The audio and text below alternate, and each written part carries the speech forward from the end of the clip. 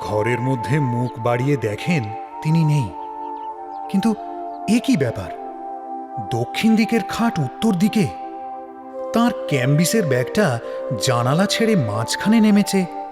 কোষাকুষি, আসন প্রভৃতি পুজো আহ্নিকের জিনিসপত্রগুলো সব এলোমেলো, স্থানভ্রষ্ট। কারণ কিছুই বুঝলেন না। বাইরে এসে চাকরদের ডাকলেন। তারা কেউ তখনও ওঠেনি। তবে একলা গুরুদেব গেলেন কোথায়? হঠাৎ দৃষ্টি পড়ল, ওটা কি? সফটুনস FM বাংলা চ্যানেলে আপনাদের জানাই আমন্ত্রণ। আজ আমরা আপনাদের কাছে নিয়ে এসেছি শরৎচন্দ্র চট্টোপাধ্যায়ের লেখা লালু প্রথম পর্ব।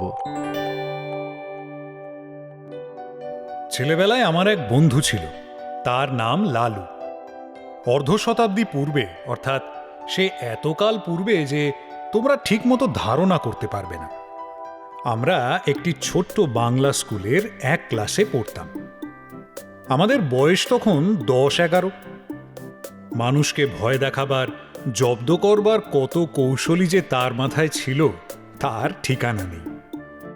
ওর মাকে রাবারের সাপ দেখিয়ে একবার এমন বিপদে ফেলেছিল যে তিনি পা মোচকে প্রায় 7-8 দিন খুঁড়িয়ে চলতেন। তিনি রাগ করে বললেন ওর একজন মাস্টার ঠিক করে দিতে। সন্ধেবেলায় এসে পড়াতে বসবেন, ও আর উপদ্রব করবার সময় পাবে না। শুনে লালুর বাবা বললেন না, তার নিজের কখনো মাস্টার ছিল না। নিজের চেষ্টায় অনেক দুঃখ সয়ে লেখাপড়া করে এখন তিনি একজন বড় উকিল। ইচ্ছে ছিল ছেলেও যেন তেমনি করেই বিদ্যা লাভ করে। কিন্তু শর্ত হলো এই যে, যেবার লালু ক্লাসের পরীক্ষায় প্রথম না হতে পারবে তখন থেকে থাকবে ওর বাড়িতে পড়ানোর টিউটার। সে যাত্রা লালু পরিত্রাণ পেলে, কিন্তু মনে মনে রইল ওর মার পরে চোটে। কারণ উনি তার ঘাড়ে মাস্টার চাপানোর চেষ্টায় ছিলেন। সে জানত বাড়িতে মাস্টার ডেকে আনা আর পুলিশ ডেকে আনা সমান। লালুর বাপ ধনী গৃহস্থ।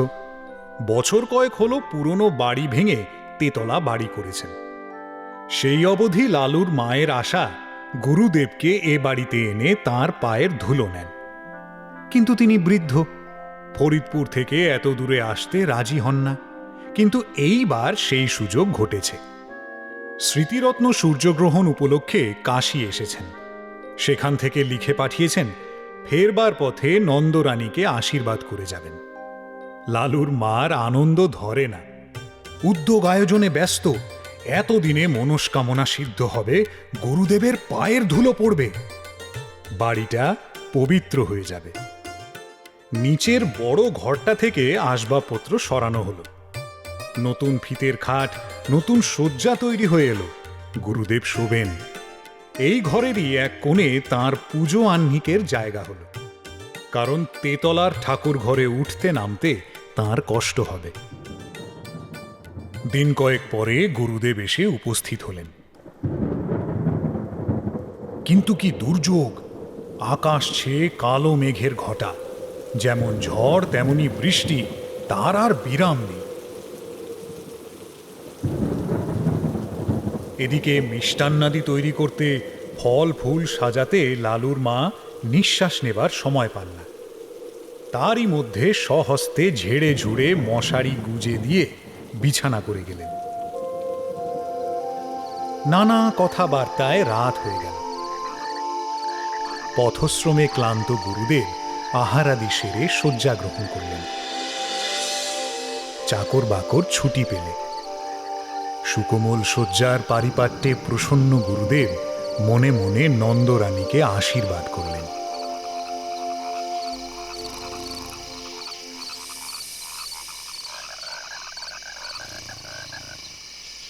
কিন্তু গভীর রাতে অকস্মাৎ তাঁর ঘুম ভেঙে গেল। ছাদ চুইয়ে মশারি ফুঁড়ে তার সুপরিপুষ্ট পেটের উপর জল পড়ছে। উহ, কি ঠান্ডা সে জল! শশব বস্তে বিছানার বাইরে এসে পেটটা মুছে ফেললেন। বললেন, নতুন বাড়ি করলে নন্দরানী, কিন্তু পশ্চিমের কড়া রোদে ছাদটা এর মধ্যেই ফেটেছে দেখছি। ফিতের খাট, ভারী নয়। মশারি শুদ্ধ সেটা ঘরের আর এক ধারে টেনে নিয়ে গিয়ে আবার শুয়ে পড়ল। কিন্তু আধ মিনিটের বেশি নয়, চোখ দুটি সবে বুজেছেন। অমনি দু চার ফোঁটা তেমনি ঠান্ডা জল টপ টপ করে পেটের ঠিক সেই স্থানটির উপরেই ঝরে পড়ল। স্মৃতিরত্ন আবার উঠলেন, আবার খাট টেনে অন্য ধারে নিয়ে গেলেন। বললেন, ছাদটা দেখছি এ কোণ থেকে ও কোণ পর্যন্ত ফেটে গেছে। আবার শুলেন, আবার পেটের ওপর জল ঝরে পড়ল। আবার উঠে পেটের জল মুছে খাটটা টেনে নিয়ে আরেক ধারে গেলেন, কিন্তু শোবা মাত্রই তেমনি জলের ফোঁটা। আবার টেনে নিয়ে আরেক ধারে গেলেন, কিন্তু সেখানেও তেমনি। এবার দেখলেন বিছানাটাও ভিজেছে, শোবার জো নেই। স্মৃতিরত্ন বিপদে পড়লেন। বুড়ো মানুষ, অজানা জায়গায় দোর খুলে বাইরে যেতেও ভয় করে, আবার থাকাও বিপজ্জনক। কি জানি, ফাটা ছাদ ভেঙে হঠাৎ মাথায় যদি পড়ে।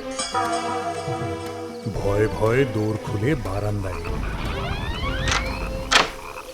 সেখানে লণ্ঠন একটা জ্বলছে বটে, কিন্তু কেউ কোথাও নেই।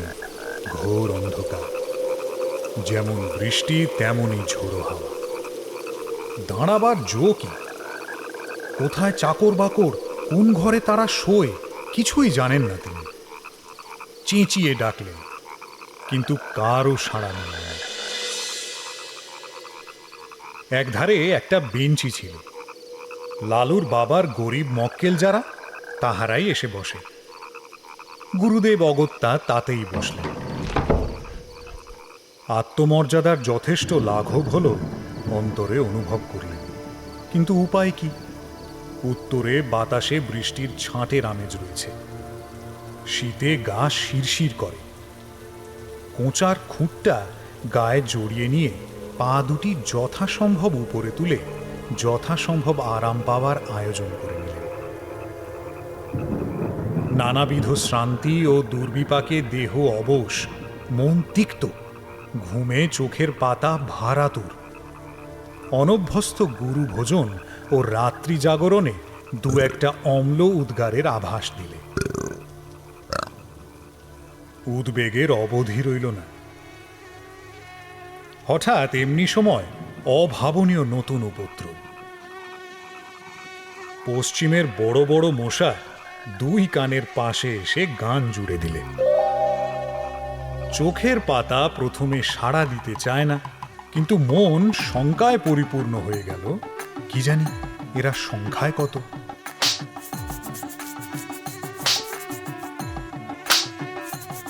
মাত্র মিনিট দুই অনিশ্চিত নিশ্চিত হল। গুরুদেব বুঝলেন এরা সংখ্যায় অগণিত। সে বাহিনীকে উপেক্ষা করে বিশ্বে এমন বীর পুরুষ কেউ নেই। যেমন তার জ্বলুনি তেমন তার চুলকুনি। স্মৃতিরত্ন দ্রুত স্থান ত্যাগ করলেন, কিন্তু তারা সঙ্গ নিল।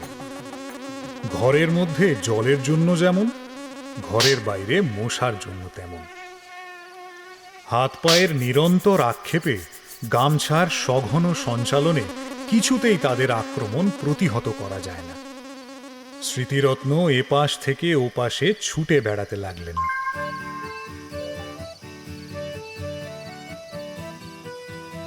শীতের মধ্যেও তাঁর গায়ে ঘাম দিলে।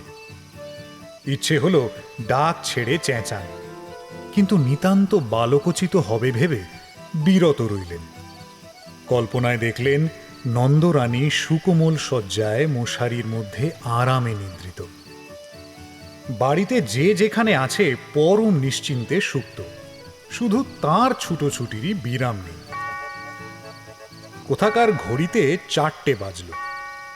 বললেন, কামড়া বেটারা, যত পারিস কামড়া, ও আর পারি নে। বলেই বারান্দায় একটা কোণে পিঠের দিকে যতটা সম্ভব বাঁচিয়ে ঠেস দিয়ে বসে পড়লেন। বললেন, সকাল পর্যন্ত যদি প্রাণটা থাকে তো এ দুর্ভাগা দেশে আর না।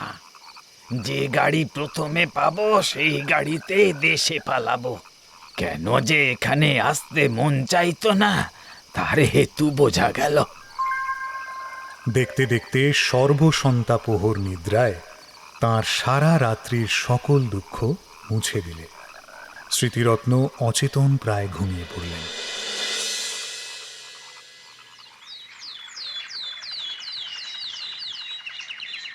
এদিকে নন্দরানী ভোর হতে না হতেই উঠেছেন। গুরুদেবের পরিচর্যায় লাগতে হবে। রাত্রে গুরুদেব জলযোগ মাত্র করেছেন। যদিচ তা গুরুতর, তবু মনের মধ্যে ক্ষোভ ছিল। খাওয়া তেমন ভালো হয় নাই। আজ দিনের বেলা নানা উপচারে তা ভরিয়ে তুলতে হবে। নিচে নেমে এলেন। দেখেন দোর খোলা। গুরুদেব তার আগে উঠেছেন ভেবে একটু লজ্জা বোধ হল। ঘরের মধ্যে মুখ বাড়িয়ে দেখেন তিনি নেই। কিন্তু এ কি ব্যাপার? দক্ষিণ দিকের খাট উত্তর দিকে। তার ক্যাম্বিসের ব্যাগটা জানালা ছেড়ে মাঝখানে নেমেছে। কোষাকুষি, আসন প্রভৃতি পুজো আহ্নিকের জিনিসপত্রগুলো সব এলোমেলো, স্থানভ্রষ্ট। কারণ কিছুই বুঝলেন না। বাইরে এসে চাকরদের ডাকলেন। তারা কেউ তখনও ওঠেনি। তবে একলা গুরুদেব গেলেন কোথায়? হঠাৎ দৃষ্টি পড়ল, ওটা কি? এক কোণে আলো অন্ধকারে মানুষের মতো কি একটা বসে না? সাহসে ভর করে একটু কাছে গিয়ে ঝুঁকে দেখেন তাঁর গুরুদেব। অব্যক্ত আশঙ্কায় চেঁচিয়ে উঠলেন, ঠাকুর মশাই, ঠাকুর মশাই! ঘুম ভেঙে স্মৃতিরত্ন চোখ মেলে চাইলেন। তারপর ধীরে ধীরে সোজা হয়ে বসলেন।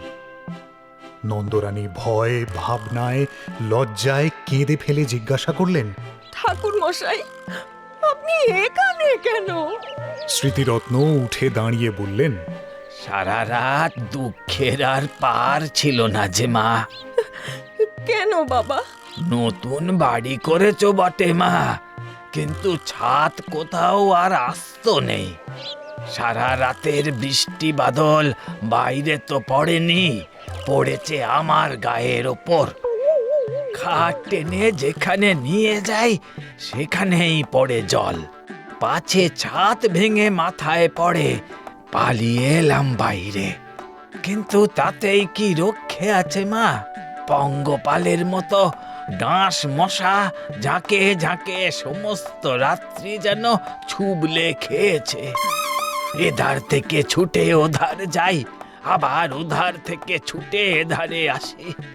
গায়ের অর্ধেক রক্ত বোধ করি আর নেই মা।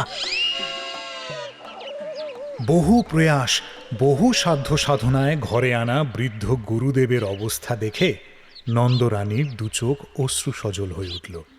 বললেন, কিন্তু বাবা, বাড়িটা যে তেতলা, আপনার ঘরের উপর আরো যে দুটো ঘর আছে।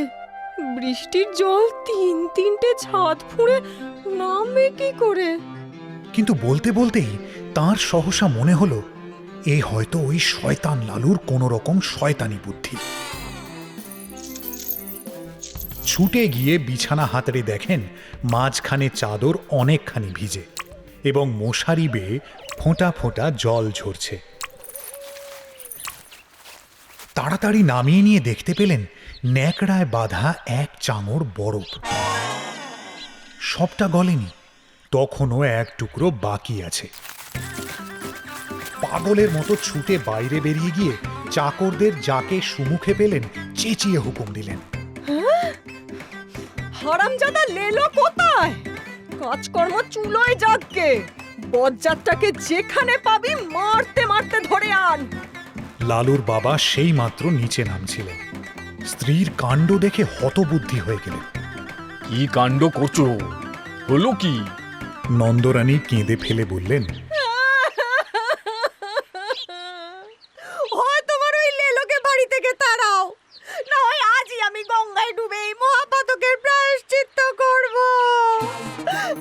করলে সে? বিনা দোষে গুরুদেবের দশা কি করেছে চোখে দেখো গে। তখন সবাই গেলেন ঘরে। নন্দরানী সব বললেন, সব দেখালেন। স্বামীকে বললেন, এ দোষী ছেলেকে নিয়ে ঘর করব কি করে তুমি বলো। গুরুদেব ব্যাপারটা সমস্ত বুঝলেন। নিজের নির্বুদ্ধিতায় বৃদ্ধ হা হা করে হেসে ফেললেন। লালুর বাবা আরেক দিকে মুখ ফিরিয়ে দাঁড়িয়ে রইলেন। চাকররা এসে বললে, লালু বাবু কোঠি মে নাহি হয়। আরেকজন এসে জানালে সে মাসিমার বাড়িতে বসে খাবার খাচ্ছে। মাসিমা তাকে আসতে দিলেন না। মাসিমা মানে নন্দর ছোট বোন। তার স্বামীও উকিল, সে অন্য পাড়ায় থাকে। এরপরে লালু দিন 15 আর এ বাড়ির ত্রিসীমানায় পা দিলে না। সফটুনস এফএম বাংলায় শুনলেন শরৎচন্দ্র চট্টোপাধ্যায়ের লেখা লালু প্রথম পর্ব। গল্প পাঠে দিব্যেন্দু কুণ্ডু। অন্যান্য চরিত্রে রয়েছেন সঙ্গীতা গাঙ্গুলি, অঞ্জন রায়চৌধুরী। শব্দগ্রহণে মিলন কুমার প্রধান। ধ্বনি পরিকল্পনা ও স্পেশাল এফেক্টস কৌশিক পাইন। পরিকল্পনায় বিশ্বজিৎ মুখার্জি। সামগ্রিক পরিচালনায় সৌরভ মণ্ডল। প্রচার ও অলঙ্করণে সফটুনস।